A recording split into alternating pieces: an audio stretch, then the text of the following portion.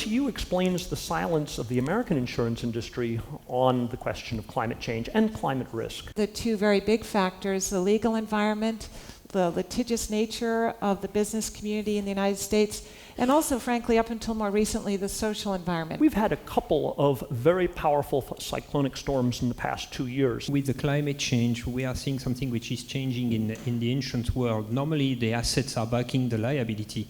Now the liability is backing the assets because the liability helps us to assess exactly what is the exposure on climate for the asset investment, and that's what we do. Is that an increasing risk for property and casualty insurers? Any customer we have, we need to assess its own risk and tell the customer, well, this is how you are at risk.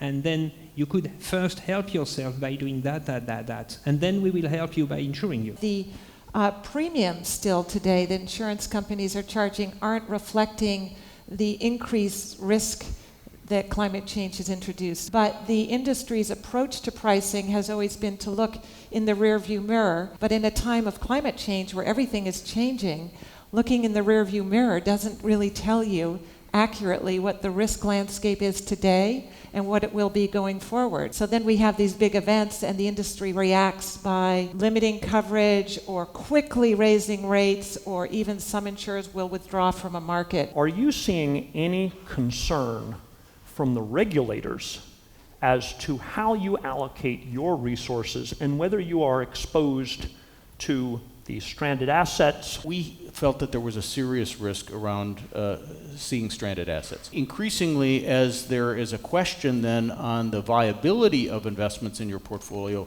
no doubt regulators will also react. Allianz and AXA are two of the leaders in the insurance industry in terms of investing in renewables.